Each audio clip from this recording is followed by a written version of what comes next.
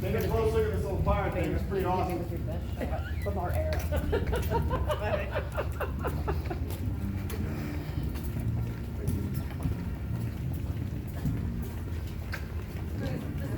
Kids can practice all day and then go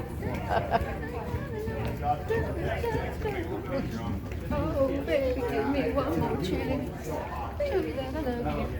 But you know what? They're awesome. And my band kids, my band kids is fantastic. This is part of it. Yeah, this is our parking lot. Yeah. Oh, was that our parking lot? Yeah, right there. It was bigger though. This was part of it. And I'm pretty sure it wasn't paid very well. Like Bill's van, right? Wasn't it orange? Somebody brought that here on our account. I know, it wasn't that, it almost exactly. Yours is like a little older, but I don't know, but it was in bad shape. That we can agree on. What is Avid? I'll talk about that when I get in the other building. I'll spend a little bit of time on Avid. Avid is a college prep program. How long has this been here? This building is almost 30 years old. And the medical program This is 30? originated. It's like 27 or 20, I don't know, somewhere in that range. I don't know the specific year.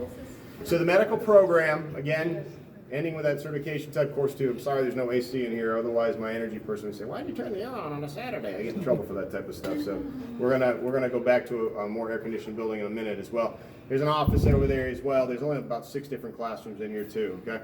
And the classes are those medical teachers that we spoke of specifically. In addition to those these medical kids that come in, they soak up sciences more than you can imagine. A lot of kids will pick this school to get into this school, picking the medical program, knowing I have no desire to go in a medical field, but I want to go to that school, so I'm going to find a way to get there, especially if you're looking for a diverse school, right? Because not all schools are like that. I talked about programs before.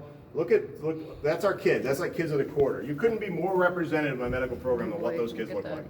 That's what we look like today, folks. So if you're a student of color, like you want to come here because you can feel great in any single class you get to. And it's not always the case. So I'll pick a school to my south, okay? There's only one, so you can name it, okay? They have a program that buses kids in to come in. The program is all white and the rest of the school is all black and they don't mix them together. You missed the whole point, folks, okay? The point is to have an integrated school where kids, I should walk in any class in my school, any class, and if I don't see 48% of the kids are black, I've failed them. If I don't see 33% are white, I've failed them.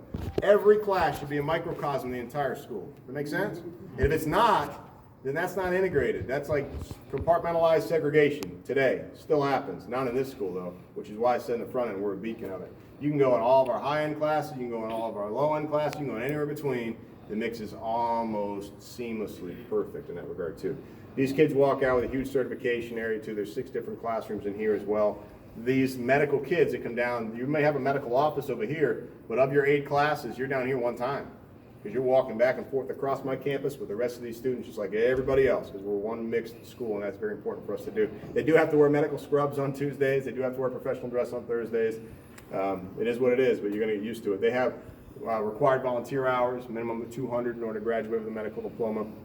A lot of the kids are off volunteering in different places. And then actually for the CNA, they do clinicals over at a nursing home too. They're going to have 40 hours of clinical work at the nursing home. So by that point, you really know whether you want to get in the medical field or not, right? And a lot of kids will be like, I don't know that that's my thing. A lot of kids will choose this school. They'll come in medical, or they'll come in fundamental just so they can get in JRTC. Because there's not a JRTC program in every high school. There's only 5 in Pinellas County, and we have a big one. We're good, right?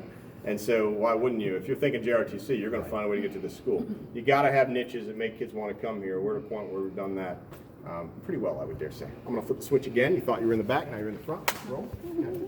Oh.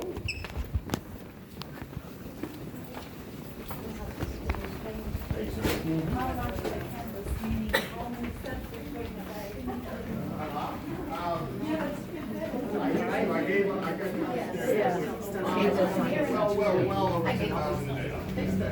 Number steps is not a problem. So that was our regular staff. We actually were. Sorry to compete with the mower, but I'll kind of just point out where we're at. This is the southern portion of our campus. That's 11th Avenue. Your campus runs from 11th Avenue all the way up to above 7th Avenue South. It's 46 acres, okay? We actually purchased during the construction some parts that made the trail go a little bit further in the old Little League. I'll talk about that on the north end as well. I don't think that was a student lot that went up a little further before. That's a staff lot now. The gate always stays open. Right now I've got just a couple cars down there because they parked for JROTC. The front lot's visitors, and there's 2 huge lots up on the north end of campus. I'll talk about when I get to that side as well, okay?